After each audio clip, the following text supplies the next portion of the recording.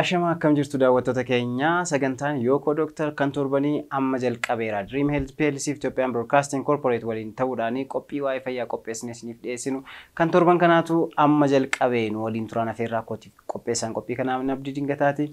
Ogeessi kaameraa fi editor keenya Geediyoon Mikaa'el nu waliin jira. Keessummaa qabadhee dhiyaadheetan jira. Keessummaan koo har'aa Dr. Gurmessa Hinkoosaati. Dr. Gurmessa Hinkoosaa barataa speeshalistii Yaala internal medicine akkasumas social media irratti waa'ee fayyaa barreessuudhaan kan beektanidha. Har'a kan nuti irratti xiyyeeffannu waa'ee mataa dhukkubbii, mataa cabsaa yookaan immoo mataa bu'uutiin jennu walii wajjin ilaalla. Nu waliin turan afeerraa kooti.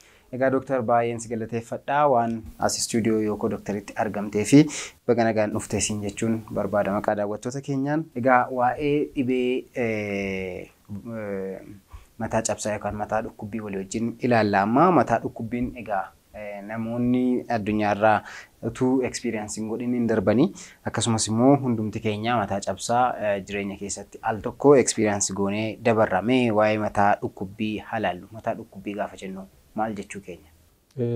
Mataa dhukkubbii jechi jedhu gaati afaan Ingiliffaan headache kan jennudha. Mataa dhukkubbii, mataa cabsaa, mataa bowwoo jedhamee kan beekamu hawaasa keessatti jechuudha akkuma duraan kaastetti. Biyya keenya keessatti illee hammasuma waa'een dhukkubaa qoratamee nama amma kanatti dhukkubsatee jira, nama amma kanatti yaala argatee jira.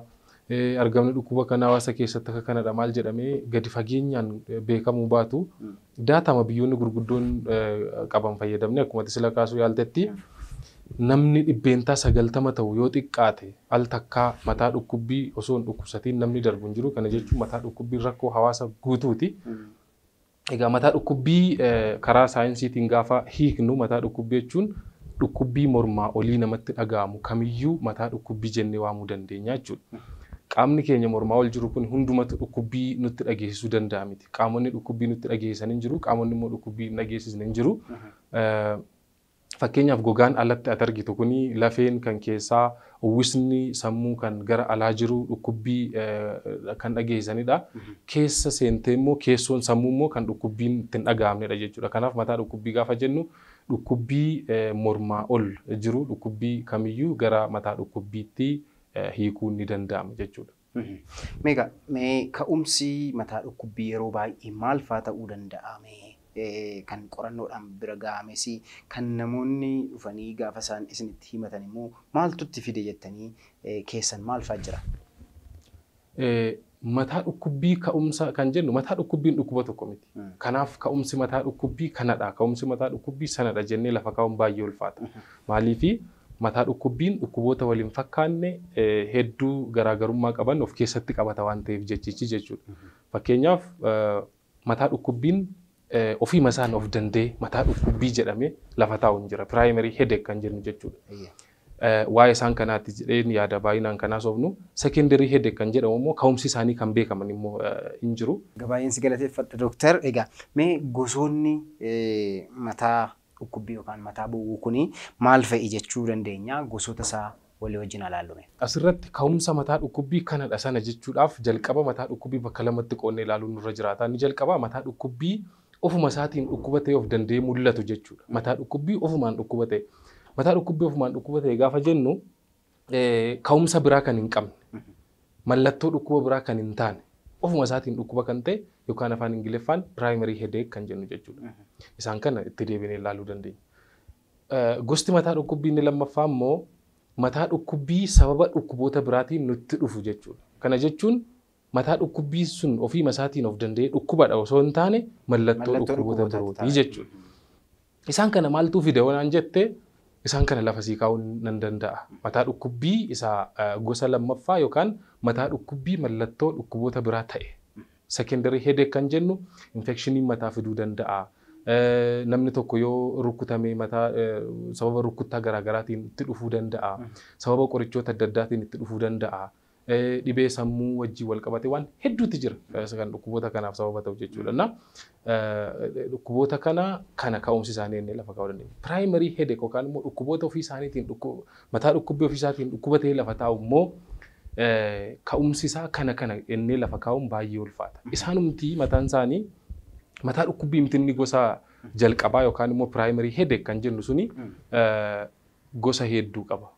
Gosoota gurguddoo warra baay'ee hawaasa keessatti argaman lafa sii kaa'uu yoon barbaade mataan dhukkubbii gosa migraine jedhamu ni jira. Mataan dhukkubbii gosa tension type jedhamu ni jira. Cluster headache kan jedhamu ni jira. Trigeminal autonomic cephalgia kan jedhaman keessa jira jechuudha. Cluster headache kan jedhamu kun jechuudha.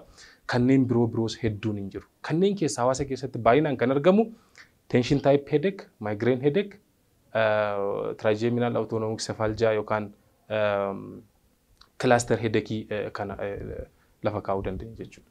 Gosoota mataa dhukkubbii primary headache jedhaman kan ofuma isaatiin of danda'anii mataa dhukkubbii ta'anii mul'atan kana gaati. Akkuma nama sii kaase mallattoo isaaniitiin kan nu adda baasuu dandeenya. Mallattoon mataa dhukkubbii jedhamanii walumatti ramadaman malee mataa dhukkubbii nuti gosa tokkoffaa ofii isaan of danda'ee mataa dhukkubbii ta'ee jiru kuni mallattoo baay'ee waliin fakkaanne hedduu agarsiisu. Fakkeenyaaf tension type headache kan jedhamu world wide gaafa qorattu akkuma addunyaatti mataa dhukkubbii gosa tokkoffaa jiran kana keessaa dhibbeentaa 70 kan qabatu dhibbeentaa 69 kan qabatu mataa dhukkubbii isaa gosa tension type headache jedhamu kana jechuudha. Mataa dhukkubbiin gosa tension type headache jedhamu kun maaliin beekama? Mallattoo biraan agarsiisu. Mataa dhukkubbii qofadha. Mataa nama qabu wayi mataa gama lamaaniin dhukkuba. Wanta akka mataatti hidhame wayi wanta mataan sitti ulfaachuu jechuudha. Tension type headache kan jennu sun jechuudha. Kan mataa dhukkubbiiwwan biroorraa kan baay'ee adda isa taasisu mallattoo dabalataa kamuu agarsiisu. Fakkeenyaaf ol deebisaan hin jiru, iji boo'uun hin jiru, lafaan maruun hin jiru, wantoonni adda addaa sana wajjii wal qabatee dhufan hin jiran jechuudha. Tension type headache jedhaman. Inni kan biraan immoo migraine headache jedhama. Migraine headache kan jedhamu kun tension type headache irra baay'ee jabaataadha. Baay'ee jabaataadha. Inni kun maaliin beekama? Mataa bakka lamatti hiree gam tokko qofa dhukkuba yeroo baay'ee. Mataa bakka lamatti hireeti gam tokko qofa dhukkuba migraine headache kan jennu kun jechuudha. Inni sun akka tension type headache osoo hin taane mallattoowwan mataa dhukkubbii irratti dabalataan isa wajjin dhufan hedduu qaba. Fakkeenyaaf ifa sodaachuun hin jira dursanii. Ol deebisuun hin jira. Ol deebisuu barbaaduun hin jira. Iji boo'uun hin jira. Iji ofii kun arguu dhabuun hin jira. Iji ofii kun gaara ol baasuu dadhabanii asirratti gadi kufuun jiraachuu danda'a. Qaamni namaa gam tokkoon socho'uu dadhabuu danda'a darbee jechuudha. Inni kuni mataan dhukkubbii kuni dhukkuboota sirna narvii addunyaarra jiran keessaa kan baay'ee hojiirraa nama hambisuudhaan yookaan immoo nama tokko karoora isaa akka inni fiixaan hin baafne gochuudhaan sadarkaa tokkoffaarra kan jiru migraine headache kanadha jechuudha. Inni kun maalinni akka tension type sanatti salphaa osoo hin taane sadarkaa mataa isaa qaba. Migraine headache kun gaafa namatti dhufu akka guyyaa 3 namarra turuu danda'a. Sa'aatii 4 kaasee haga sa'aatii 72 namarra turuu danda'a. Mataa dhukkubbiin kun gaafa isaanitti dhufuuf jedhu hin beeku warri dhukkuba kana qaban. Yeroo inni isaanitti ka'uuf jedhu hin beeku. Mallattoo agarsiisu qaba. Walumaa galatti bakka 3tti qoonnee ilaaluu dandeenya. Prodrome kan jedhamu jira dursee kan mul'atu jechuudha. Headache phase kan jedhamu jira. Postdrome kan immoo dhukkuba kan immoo mataa dhukkubbii booda erga inni dhufee darbee booda mallattoon argisiifamu ni jira jechuudha. Egaati akkuma nama sii kaasuu yaaletti sadarkaa 3 qaba. Mataa dhukkubbii dur, mataa dhukkubbii booda inni bakka 3tti qooduu dandeenya jechuudha. Dhibbeentaa 25 kan ta'an immoo mataa dhukkubbii durayyuutu mataa dhukkubbii duraan sun hin jalqabiin iyyuu mallattoo adda addaa ofirratti arguu danda'u. Dursee iji isaanii akkan dura sii kaase sanatti iji isaanii lafa arguu dhiisuu danda'a yookaan immoo yeroo baay'ee ifa akka waan akka zigzaagii wayii ija isaanii dura deemuu danda'a. Iji isaanii ispootii xiqqoo ishee wanta arguu dadhabu wayii qabaachuu danda'a. Wantoota kana ofirratti argu. Yeroo kana mataan dhukkubbii sun akka itti dhufuuf ka'e isaanitti dhaga'ama. Kana booda mataa isaanii gam tokkoon qoodeet mataa gam tokkoon dhukkuba jechuudha. Mataa isaanii kana keessa hin dhaata. Siroobiin kan jennu sana mataa keessa hin dhaata. Achiiti iji isaanii gama sanaan jiru boo'uu danda'a. Ol deebisuu danda'a.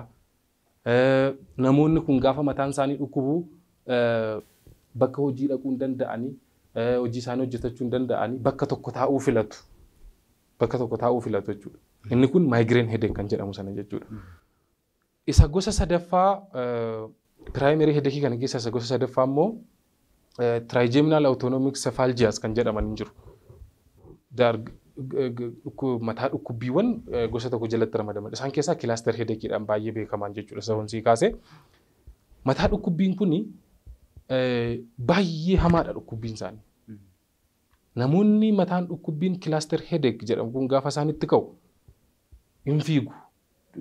Diida keessa gaafa socho'an gaafa waa qabanii gadhiisan argita kan isaanitti fooyya'uuf jechuudha. Mataan dhukkubbiin kun immoo naannoo ijaa kanadha kan inni dhukkubu jechuudha baay'ee. Naannoo ijaa kana dhukkuba iji baay'ee booya hin waraana dhukkubbiin naannooma ijaa kana qofa jechuudha. Hin waraana achitti amma lubbuu ofii balleessuu barbaadutti illee deemuu danda'u jarri cluster headache kana qaban jechuudha. Garuu turtiinsaa akka tension type headacheedhaaf migraine itti irran turu dafee irraa deema. Deebi'ee immoo dhufa. Dafee irraa deema deebi'ee immoo dhufa. Guyyaa tokko keessatti al channel ja'a dhufuu danda'a. Yeroo baay'ee sa'aatii wal fakkaataatti dhufa jechuudha. Mataa dhukkubbiin cluster headache jedhamu kuni har'a yoo sa'aatii lamatti itti dhufeera ta'e nam tokkotti booris sa'aatuma sanatti itti dhufuu danda'a jechuudha. Kanaan beekamu naannoo ijaa dhukkuba jechuudha. Walumaa galatti yoon itti qabuu barbaade mataan dhukkubbii inni gosa jalqabaa yookaan primary headache dhukkubbii mataa isaanii danda'e ta'anii mataan dhukkubbii namatti dhaga'aman jechuudha. Cluster headache kan baay'ee hawaasa keessatti bal'aa ta'e hojiirraa nama hin bifne namoonni baay'een qorichoota adda addaa fayyadamanii irraa fayyu kan mataa guutummaatti dhukkubu ni jira. Migraine kan jennu kan mataa gam tokko qofa hiree dhukkubu ni jira. Cluster kan jennu immoo naannoo ijaa qofa baay'ee kan dhukkubu ni jira jechuudha. Dhukkuboota kana walumaa galatti ka'umsi isaanii kanadha sanadha inni lafa kaa'uu hin dandeenye. Cluster headache kana fide migraine jennee wanti qabatamaan lafa taa'ee hin jiru. Garuu keessumaa migraine headachein dubartootatti baay'ee baay'ata dhiirota caalaa. Mataan dhukkubbii kun walumaa galatti dubartootatti caalaa baay'ata. Dabalataan immoo carraan maatiirraa gara dhalaatti illee darbuu isaa hin jira jechuudha. Maatiirraa gara dhalaatti hagatee tokko hin daddarba. Abbaa yookaan haati migraine qabu ta'e dirqama dhaltii migraine qaba jechuu osoo hin taane mucaan abbaa fi haati isaa migraine qaban tokko carraan migraine qabaachuusaa isa kaan irra xiqqoo ishee ol kaa'aadha jechuudha. Akka kanaan bakka kanatti qoonnee isaan ilaaluu dandeenya jechuudha. Egaa waa'ee gosoota mataa cabsaa nuuf kaasteetta yookaan mataa dhukkubbii nuuf kaasteetta mee ofirraa ittisuun immoo ni danda'ama ofirraa ittisuun ni danda'ama yoo ta'e immoo akkamittiin ofirraa ittisuu dandeenya? Isa secondary headachein ifadha. Waa tokko maal tokko sitti fide yoo barte waan sitti fide sana yaaluudha. Secondary headache yookaan immoo mataa dhukkubbii sababa dhukkuboota birootiin dhufu furmaanni isaa mataa dhukkubbii sana yaaluu otoo hin taane wanta mataa dhukkubbii sana nutti fide yaaluu jechuudha. Infekshinii mataa dhukkubbii fide infekshinii mataa dhukkubbii fide yoo ta'e infekshinii sana yaaluudha. Yoo araadatti fide ta'e araada sana yaaluudha. Wanta jala jiru sana yaaluudha. Garammoo mataa dhukkubbii of danda'anii mataa isaaniitiin dhukkuba ta'an yookaan primary headache kanatti yoo dhufte dhukkubsataa wanti inni hubachuu qabu dhugaawwan jiran hubachuu qaba hawaasni jechuudha. Tokkoffaa dhukkuboota migraine cluster trigeminal autonomic cephalgia hemicranial continua ta'uu danda'a clusterii ta'uu danda'a maqaa baay'ee qabu. Isaan kana migraine fi tension type headache dabalate qorichi kennamee fayyisu hin jiru. Tokko kan dhukkubsataan beekuu qabu jechuudha. Inni lammaffaa immoo dhukkuboonni kun darbee kan baay'ee hojiirraa nama rakkisan hin jiru. Akka isaan deddeebi'anii namatti hin dhufne taasisuun hin danda'amu. Ofii ofiitiinis of yaaluudhaan qorichas kennuudhaan akka fakkeenyaaf migraine headachein tokko ji'atti al 4 namatti ka'a yoo ta'e al 5 namatti ka'a yoo ta'e akka inni al tokko qofa namatti ka'u yookaan immoo akka inni namatti hin kaane gochuun ni danda'ama. Gama kanaatiin dhukkubsataan maal gochuu qaba? Wanta isatti kaachise beekuu qaba. Wanta isatti kaachisu dhukkubsattoonni baay'een hin beeku. Alkoolii dhuguu ta'uu danda'a. Beela'uu ta'uu danda'a. Qorichoota adda addaa fudhachuu ta'uu danda'a. Buna dhuguu ta'uu danda'a. Yeroo tokko immoo marsaa laguu ta'uu danda'a. Istireesii yookaan muddama adda addaa ta'uu danda'a. Wantoota kana jalqaba adda baasanii beekuudha. Wantoota kana erga adda baasanii lafa kaa'anii booda wantoota sanarraa fagaachuudha. Namni alkoolii baay'ee dhugeennaan migraine isaatti ka'u tokko alkoolii baay'ee dhuguu dhiisuudha. Namni buna baay'ee dhugeennaan migraine itti ka'us akkasuma. Namni muddama jireenya keessatti balleessuu hin dandeenyu. Muddamarraa bilisa ta'ee namni jiraatu biyya lafaa kanarra hin jiru. Akkaataa itti ofii keenya muddamatti deebii kenninu fooyyessuu qabna. Muddama hambisuu hin danda'amu waan ta'eef jechuudha. Keessumaa namoonni migraine qaban akkaataa itti muddamatti deebii kennan ofii isaanii adjust of gochuu qabu baay'ee bareechanii jechuudha.